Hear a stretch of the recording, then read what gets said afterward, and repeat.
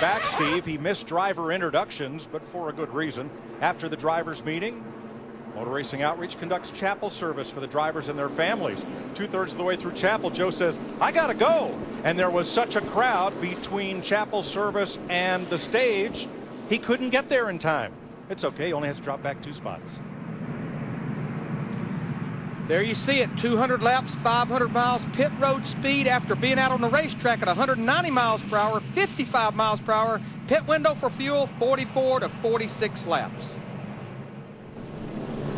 Lee Petty in 1959 in front of a sparse crowd.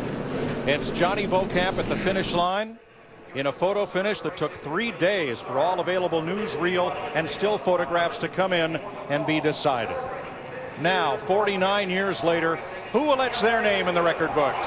DW, in honor of 50 golden years of this great American race, reach up there and pull those belts tight one more time. Boogity, boogity, boogity. Let's go racing, boys.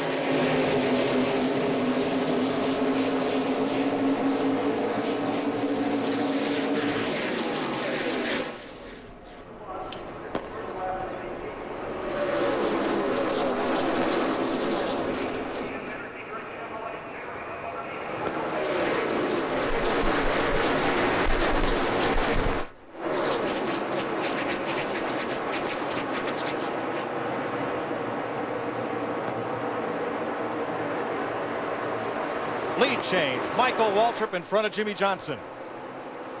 Got a little help down that back straightaway, a little bump draft from Denny Hamlin in that 11 car. Larry, I think you've said it several times since the 150s. We really didn't know how good that 55 car was. I think we're getting ready to find out. DW, he won't seize 5 points for leading the first lap of the Daytona 500. That 55 car will lead it. He left here 100 points in the hole last year. Now he has 5.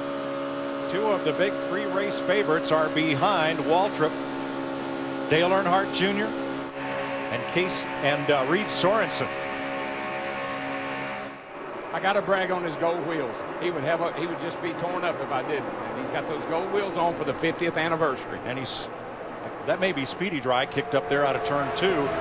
They'll take those gold wheels off of his and his teammates' car at the first pit stop and auction them for charity. Now, it looked like the high line had to run down the back straightaway with Denny Hamlin in the 11, Tony Stewart in the 20, but Michael got a push from Jimmy Johnson in the 48, looking to lead lap 2 here, but Johnson's going to fight back on the high side. Larry, this is, for the start of this race, this is the driver's worst time in the race right now, other than the finish maybe. Seeing what you got and getting settled in. Try to stay with the lead pack, stay in the draft, and get settled in. Waltrip 55 edges ahead. That's Dale Earnhardt Jr.'s new ride, the 88 from Hendrick Motorsports. And oh, by the way, it's not red, it's white. Riding with Jeff Gordon. These cars right now, Mike, are the hardest to drive. They will be all day long. You're on low air.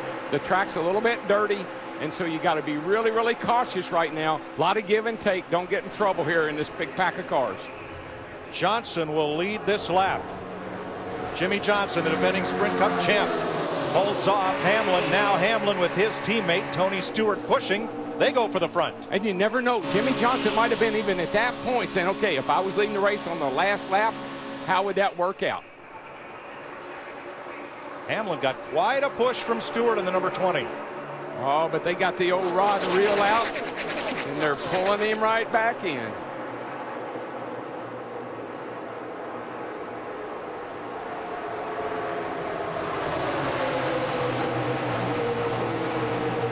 Casey Kane in that 9 car. The Dodgers were not very fast on qualifying day, but that 9 car has been solid ever since we went into race trim.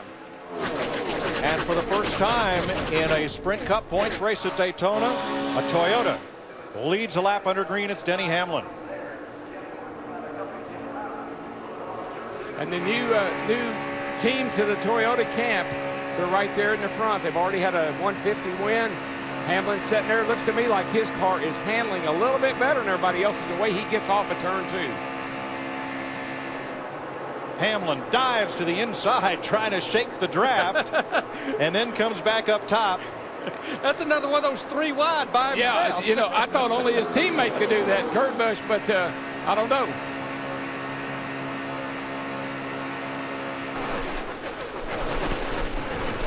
Hey, listen, it's important to lead this race.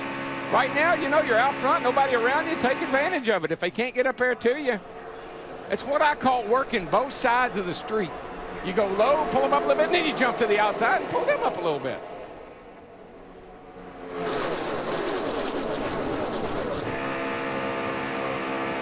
Watching from Hamlin at Jeff Gordon. Hamlin's teammate Tony Stewart in the 20 trying to lead a lap. That's Gordon right behind the 4-time champion of this series.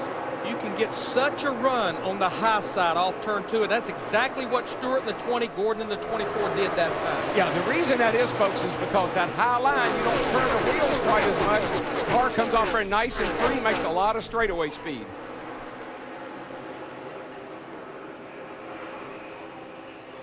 Six of 200 laps this time by. And for the first time today, Tony Stewart leads the lap. Yesterday's winner in the Nationwide Series race. Now, I got to just tell you that we found out from a chassis dynos after the 150s, these Toyotas are making a little more power than everybody else. And right now, it looks like they're using it. Trouble early for the defending champion of the 500, Matt.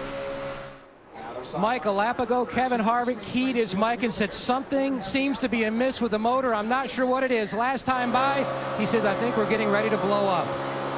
Big concern. We've worried about this all week long, about these engines working a lot harder than they ever have here at Daytona before. We got a little bigger plate, make a little more horsepower, turn a whole lot more RPM. Michael Waltrip in the 55 car sat on the outside of the front row. Now he's in what we call the sucker hole, the middle, and there's no help there. When you see a car do that, start off the way he did and then fall back, that means you got a real handling issue with that car. You got to get out of that draft and move to the back. That's Waltrip's blue 55 in the middle, backing up.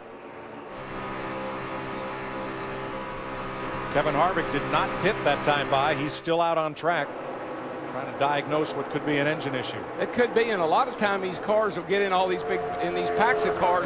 The front end will buff around a little bit, and that'll cause the engine to act like it's fluttering or missing. You're riding with the Pied Piper of Daytona. Everybody wants to draft with Dale Earnhardt Jr. Now let me show you what Darrell was talking about. Just watch the RPM here all the way around this 2.5-mile racetrack.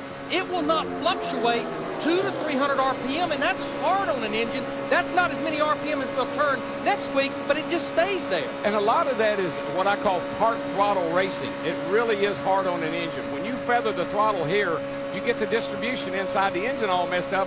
It'll start to detonate and shake itself apart. Here's one thing we did not see in Thursday's qualifying races. 4 cars have broken away from the field, single file. 2 of the Gibbs Toyotas, Stewart and Hamlin, 2 of the Hendrick Chevys, Gordon and Johnson. And the only difference, Mike, is handling.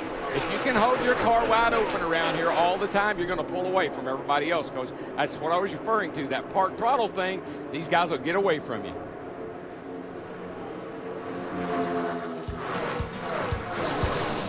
Nine laps complete in the 50th Daytona 500 on Fox.